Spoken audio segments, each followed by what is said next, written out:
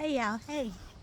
So, welcome back to another episode of Meditations with Marini. And because I record these on my phone, maybe somebody can tell me I have used up my space. So, I'm going to have to go and clear off some space. I think in my emails and all that good stuff as well. But so this video won't be as long because I don't have a lot of time on there. But I wanted to come and, as some of you know, if you watched the previous video, this weekend, today is April the 12th, 2025, and today I am celebrating my 10th year anniversary with being a member of Alpha Kappa Alpha Sorority Incorporated. But if you watch my channel, you know that it's about marriage, divorce, relationships, and I took a chance coming out here with the. I really don't feel pollen in this area where we are, but if I kind of have a scratchy throat, that's why. And I have my earbuds in, so you guys might be getting some of the wind residual. But I wanted to come this morning. I did a video talking about resting and taking care of yourself, and I really wanted to talk to you ladies about my thought process while we were here. We had planned to do pictures and we had a couple of other things, but we were very intentional with assuring that we were coming to just spend quality time with one another. And we laughed because we got up this morning. I tried on my dress. They gave me some feedback on what we were going to do. We had a whole little photo shoot we had planned to do. And we have just been lounging, laying around the house, laughing, talking, catching up, finding out how one another are doing. And it made me give some serious thought to what my heart truly desires as I'm moving into the senior years of my life. And I have considered, I won't say I've made a decision, but I have strongly considered possibly selling my house and having a more serene lifestyle. And what does that mean? My family has some land that, my uncles have been, my mother begged us to, really take care of the land. But I didn't have an interest at that time.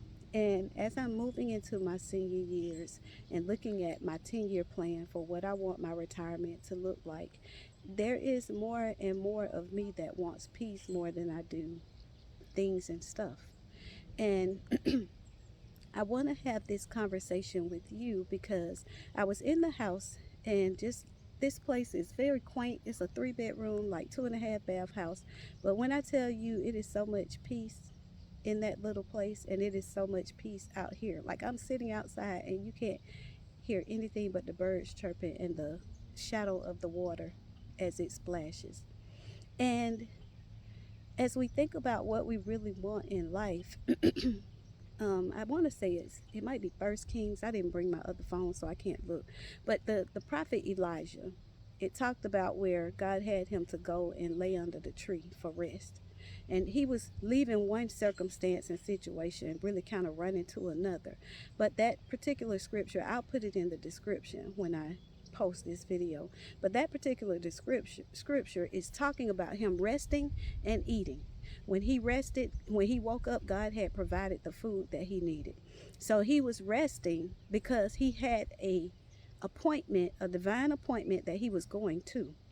And what basically was happening was the Spirit of the Lord was saying, hey, the angels were coming to say, hey, I need for you to rest because the work that I have for you is so great that you need to rest now so that you can be prepared for what it is that I'm getting ready to send you into. And ladies, I want you to understand that as we desire to be chosen for love, you still have to walk out your divine assignment. And that assignment may not look like what we might think that it looks like. I honestly felt like my assignment in life would always have a husband attached to it. But for some of these years, it just has not been there. It didn't change the assignment because my job and my duties are still the same. But guess what? I still have to accomplish what God has sent me to do. And in the process of doing that, sometimes coming on trips like this and having a moment to unplug from real life, some of my family members were texting me about some different things. I pinged them back and I said, hey, I don't want to hear about none of that until I get back on Sunday. Like whatever has happened or whatever is happening, and you guys, I have you guys on a tripod, so I want to make sure it doesn't flip over. The wind is kind of heavy. And so, one of my my sister, she pinged me back, and she gave me like some laughing emojis because she understood that I was saying no, the boundary stops here. Sometimes when we are the strong one in the family, people don't even know how to let you go and get some rest.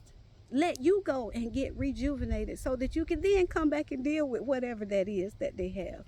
And as you prepare to be, or you desire to be a wife, and because that's what my channel is about. And I mean, it can be relative to dating, but I'll be honest, I'm just not that into casual dating. I think that leads to a very falsehood. Somebody is going to get upset in that situation because there is going to be somebody that's going to want something more out of that relationship than what the other one is willing to give. And so when I'm speaking, I am truly speaking from a place of dating with the intentions of marriage. If that's not what you're looking for and that's not what you desire, my page may not be as, it may have some nuggets for you, but it won't be as lucrative for what your desire is. And so what I'm saying to you is that you have to make sure that you shut down sometimes. Like, the answer is no. The door is closed. There is no key under the mat for you to pick it up and come in and disturb this portion of what God is doing with me. And I want you all to know that as I'm sitting here and I'm strongly thinking, like, there's some things that I just want to live a little bit more easier. My kids are up now. By the time I go through this graduation a couple of more times, I got one that's going to graduate this year, and I have one that will graduate next year. And I'll have to come back and give a story even in reference to that. My baby that's graduating this year is my adopted son, and he has autism. And I'm at a place where I'm making some decisions about him. Some life decisions have to be made because he's 18, but he operates more around a 10-year-old. And so there's some components that have to be put in place for him. But even with him, he knows when it's time for me to have my time.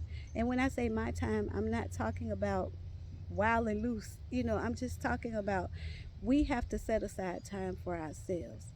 As a woman in your 50s, 40s or 50s, 40s, I think you still got time to work on some things. When we hit that 50 mark, there's something that happened with me when I hit 50.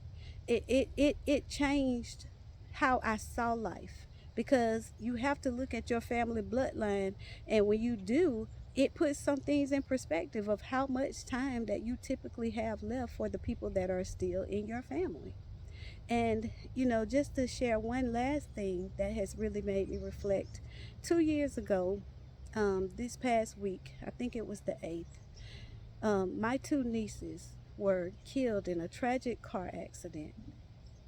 And one of them was my nephew's biological daughter, but the other one, he was married to her mother for some years. And both of them were my nieces, but their mother lost both of her children in a car accident. That thing devastated us. It was on an Easter Sunday.